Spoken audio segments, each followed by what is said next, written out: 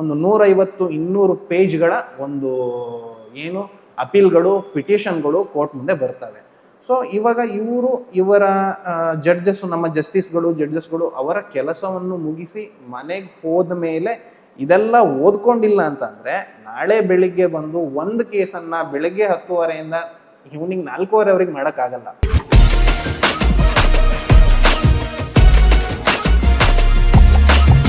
ಇದೆಲ್ಲ ಮನೆಗೆ ಹೋದ ನಂತರ ಅವರ ದೈನಂದಿನ ಚಟುವಟಿಕೆ, ದೈನಂದಿನ ಕೆಲಸಗಳಲ್ಲಿ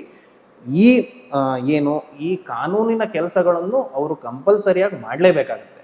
ಮಾಡಿಲ್ಲ ಅಂತ ಅಂದ್ರೆ ಮತ್ತೆ ಅದು ನಮ್ಮ ಜುಡಿಷಿಯರಿ ಈಗ 3.5 ಕೋಟಿ ಕೇಸ್ಗಳಿದೆ, ಆಮೇಲೆ ಒಂದು 6.5 ಕೋಟಿ ಕೇಸ್ಗಳಾಗ್ಬೋದು.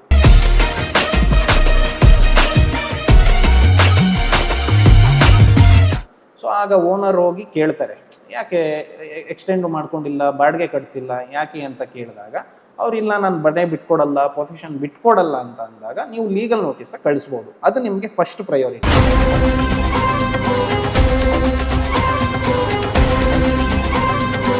ಕೋರ್ಟಿಂದ ಕೊಡೋದು ಲೀಗಲ್ ನೋಟಿಸ್ ಅಲ್ಲ, ಅದು ನಾರ್ಮಲ್ ನೋಟಿಸು.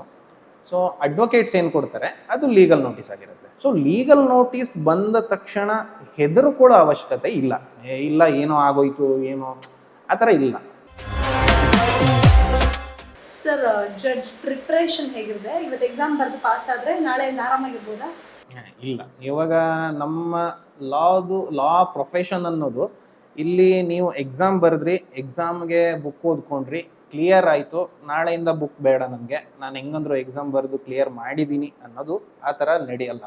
ಇಲ್ಲಿ ನಿಮಗೆ ದಿನ ಇಡೀ ರೀಡಿಂಗ್ಸ್ ಬೇಕೇ ಬೇಕು. ನೀವು ಅಪ್ಡೇಟ್ ಆಗ್ತಾ ಇರಬೇಕು. ಸುಪ್ರೀಂ ಕೋರ್ಟ್ಗಳಿಂದ, ಹೈಕೋರ್ಟ್ಗಳಿಂದ ಹೊಸ ರೂಲಿಂಗ್ಸ್ ಬರ್ತಾ ಇರ್ತವೆ, ಕ್ವಶನ್ ಆಫ್ ಲಾ ಮೇಲೆ ಡಿಸೈಡ್ ಆಗ್ತಾ ಇರ್ತದೆ.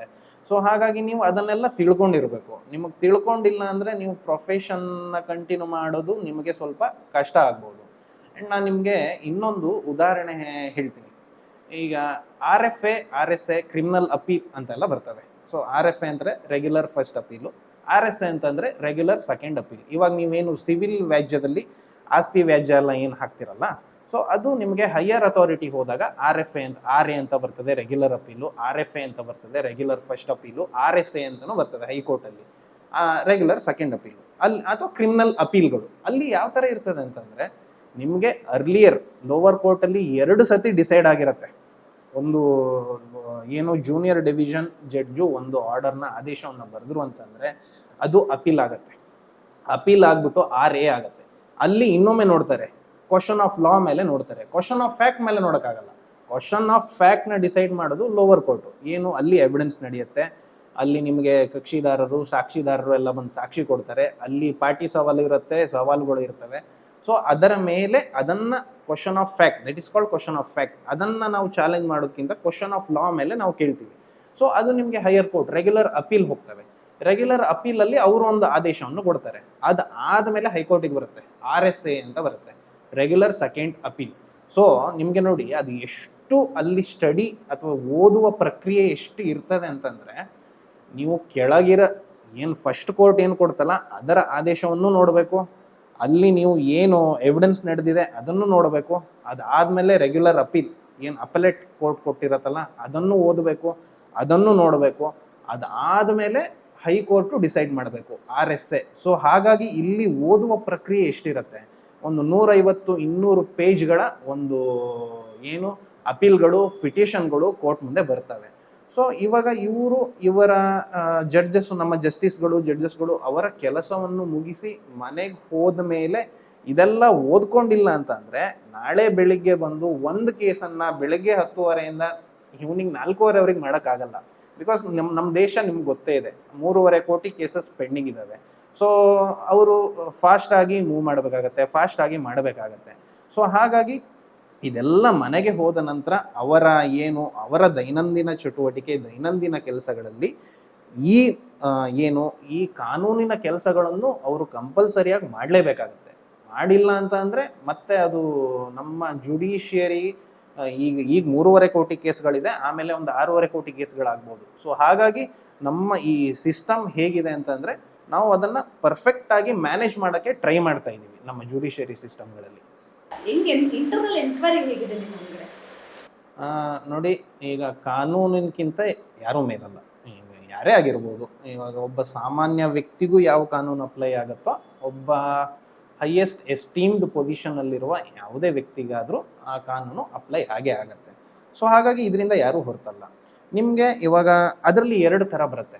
ನಿಮಗೆ ಏನು ಅಂತಂದರೆ, ಇವಾಗ ಡಿಸ್ಟ್ರಿಕ್ಟ್ ಜುಡಿಷಿಯರಿ ಅಥವಾ ಅದಕ್ಕಿಂತ ಕೆಳಗಡೆ ಇರುವ ಕೋರ್ಟ್ಗಳಲ್ಲಿ ಯಾರಾದರೂ ಜಡ್ಜಸ್ಗಳು ಅದೇ ನೀವು ಹೇಳಿದೆ ಆ ಥರ ತಪ್ಪು ನಡೆದ್ರೆ ಅವರಿಗೆ ನಮ್ಮ ಕರ್ನಾಟಕ ಹೈಕೋರ್ಟು ಅಪಲೇಟ್ ಅಥಾರಿಟಿ ಥರ. ಸೊ ನಮ್ಮ ಚೀಫ್ ಜಸ್ಟಿಸ್ ಆಫ್ ಕರ್ನಾಟಕ ಅವರು ಆ್ಯಕ್ಷನ್ ತಗೊಳ್ಳೋಕ್ಕೆ under 235 article 235 of the constitution of India 235 ಕೆಳಗಡೆ ಅವರು ಡಿಸಿಪ್ಲಿನರಿ ಆ್ಯಕ್ಷನ್ನ ತಗೊಳ್ಬೋದು. ಅದಕ್ಕೆ ಒಂದು ಕಮಿಟಿ ಮಾಡ್ತಾರೆ, ಎನ್ಕ್ವೈರಿ ನಡೆಯುತ್ತೆ. ಪ್ರಿನ್ಸಿಪಲ್ ಆಫ್ ನ್ಯಾಚುರಲ್ ಜಸ್ಟಿಸ್ ಅಂತ ನೀವು ಕೇಳಿರ್ಬೋದು.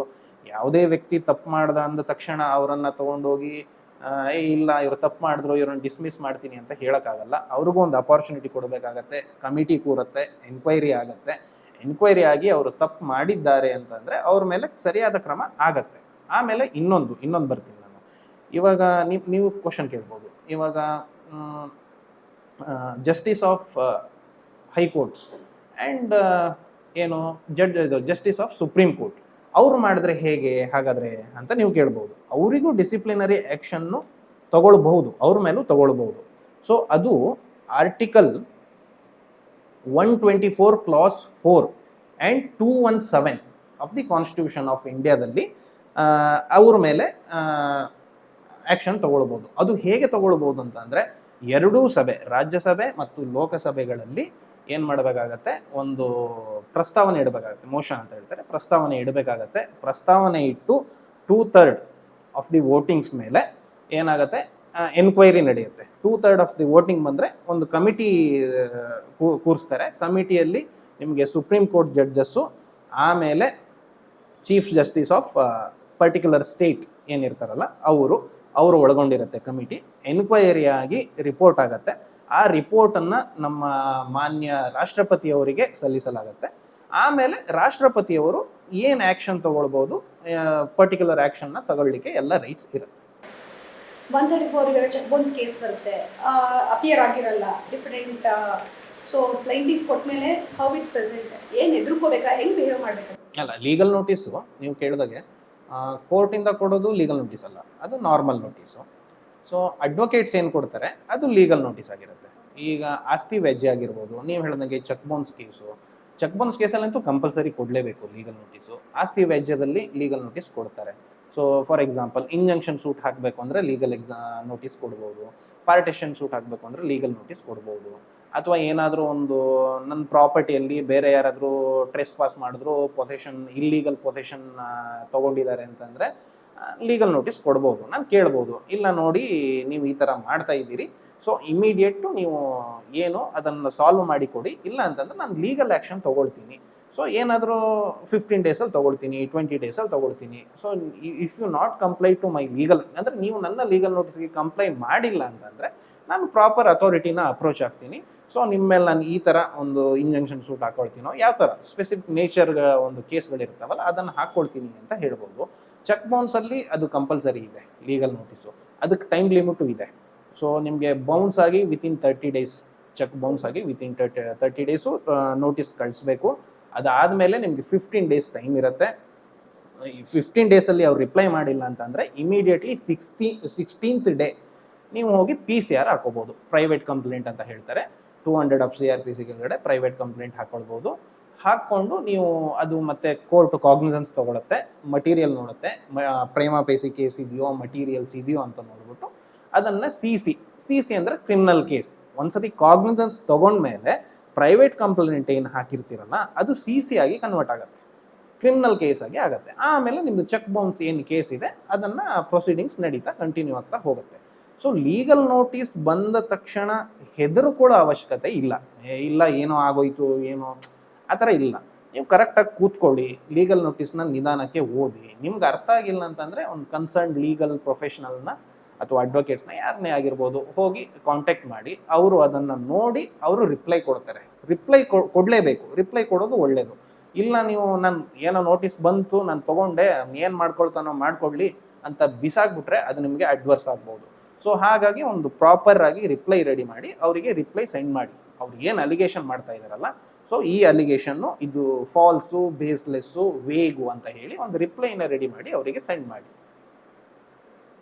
ಮೋರೋವರ್ ಇವಾಗ ಬಾಡಿಗೆ ಮನೆಗೆ ಇರ್ತಾರೆ, ಅದನ್ನ ಎಕ್ಸ್ಟೆನ್ಷನ್ಸ್ ಕೇಳಬೇಕು, ಅವ್ರು ಕೊಡಲಿಲ್ಲ ಅಂದರೂ ಲೀಗಲಿ ಹೋಗೋಕ್ಕೆ ಅವಕಾಶ ಇದೆ. ತುಂಬ ಜನ ಆಲ್ಮೋಸ್ಟ್ ರೆಂಟ್, ಲೀಸ್ ಇರ್ತಾರೆ, ಕೆಲವು ಕಮರ್ಷಿಯಲ್ ಸ್ಪೇಸಸ್ ಮನೆ. ಇದ್ರ ಬಗ್ಗೆ ಒಂದು ಸ್ವಲ್ಪ ಹೇಳಿ. ಲಾರ್ಜ್ ಸ್ಕೇಲ್ ಅವರೇ ಇರೋದು, ಮನೆ ಎಕ್ಸ್ಟೆನ್ಷನ್ಗೆ ಓನರ್ಗೆ ಬಾಡಿಗೆಯವ್ರು ನೋಟಿಸ್ ಕೊಟ್ಟರು ಅಂದ್ಕೊಡಿ, ಇಲ್ಲ ಓನರು ಬಾಡಿಗೆಯವ್ರು ನೋಟಿಸ್ ಕೊಟ್ಟರೆ ಹೇಗಿರುತ್ತೆ? ಇಲ್ಲ, ಇವಾಗ ನೀವು ಒಂದು ಮನೇಲಿದ್ದೀರಿ, ಮನೇಲಿದ್ದರೆ ನೀವು ಒಂದು 11 ಮಂತ್ಸು ಅಗ್ರಿಮೆಂಟ್ ಮಾಡ್ಕೊಳ್ತೀರಿ. ಏನಕ್ಕೆ ಅಂದರೆ ನೀವು ಮೋರ್ ದೆನ್ 11 ಮಂತ್ಸ್ ಮಾಡಿದ್ರೆ ರಿಜಿಸ್ಟರ್ಡ್ ಅಗ್ರಿಮೆಂಟೇ ಆಗಬೇಕಾಗತ್ತೆ, ಅದಕ್ಕೆ ನೀವು ಸ್ಟ್ಯಾಂಪ್ ಡ್ಯೂಟಿ ಕಟ್ಟಬೇಕಾಗತ್ತೆ. ಸೊ ಹಾಗಾಗಿ ನೀವು ಫಸ್ಟಿಗೆ 11 ಮಂತ್ಸ್ ಮಾಡಿಕೊಂಡು ಆಮೇಲೆ ಮತ್ತೆ 11 ಮಂತ್ಸ್ ಹಂಗೆ ಎಕ್ಸ್ಟೆಂಡ್ ಮಾಡ್ಕೊಂಡು ಹೋಗ್ತೀರಿ. ಈಗ ಫಾರ್ ಎಕ್ಸಾಂಪಲ್ಲು ಯಾರೋ ಒಬ್ಬರು ಮನೇಲಿದ್ದಾರೆ, ಸೊ ಟೆನೆಂಟ್ ಆಗಿರ್ತಾರೆ, ಅವ್ರದ್ದು 11 ಮಂತ್ಸು ಏನು ಪೀರಿಯಡು, ಲೀಸ್ ಪೀರಿಯಡು ಮುಗ್ದೋಗಿರುತ್ತೆ, ಟೆನೆಂಟ್ ಸೆಟ್ಟು ಮುಗ್ದೋಗಿರುತ್ತೆ. ಸೊ ಆಗ ಅವ್ರು ಎಕ್ಸ್ಟೆಂಡ್ ಮಾಡ್ಕೊಳ್ಳಲ್ಲ, ನಿಮಗೆ ಕರೆಕ್ಟಾದ ಬಾಡಿಗೆಯನ್ನು ಕಟ್ತಾ ಇರಲ್ಲ. ಸೊ ಆಗ ಓನರ್ ಹೋಗಿ ಕೇಳ್ತಾರೆ, ಯಾಕೆ ಎಕ್ಸ್ಟೆಂಡ್ ಮಾಡ್ಕೊಂಡಿಲ್ಲ, ಬಾಡಿಗೆ ಕಟ್ತಿಲ್ಲ ಯಾಕೆ ಅಂತ ಕೇಳಿದಾಗ ಅವ್ರಿಲ್ಲ ನಾನು ಮನೆ ಬಿಟ್ಕೊಡಲ್ಲ, ಪೊಸಿಷನ್ ಬಿಟ್ಕೊಡಲ್ಲ ಅಂತ ಅಂದಾಗ ನೀವು ಲೀಗಲ್ ನೋಟಿಸ್ ಕಳಿಸ್ಬೋದು. ಅದು ನಿಮಗೆ ಫಸ್ಟ್ ಪ್ರಯಾರಿಟಿ, ಸೇಯಿಂಗ್ ದಟ್ ನೋಡಿ ನಿಮ್ಮದು ಕಾಂಟ್ರಾಕ್ಟು ಅಗ್ರಿಮೆಂಟು ಮುಗ್ದಿದೆ, ಸೊ ಹಾಗಾಗಿ ನೀವು ಇವಾಗ ವೆಕೇಟ್ ಮಾಡಿಲ್ಲ ಅಂತ ಅಂದರೆ ಅಂಡರ್ ಸ್ಪೆಸಿಫಿಕ್ ಪರ್ಫಾರ್ಮೆನ್ಸ್ ಆ್ಯಕ್ಟ್ ಕೆಳಗಡೆ ರಿಕವರಿ ಆಫ್ ಪೊಸೆಷನ್ನ ನಾವು ಫೈಲ್ ಮಾಡಬಹುದು. ಅದು ಓನರಿಗೆ ಅವಕಾಶ ಇದೆ.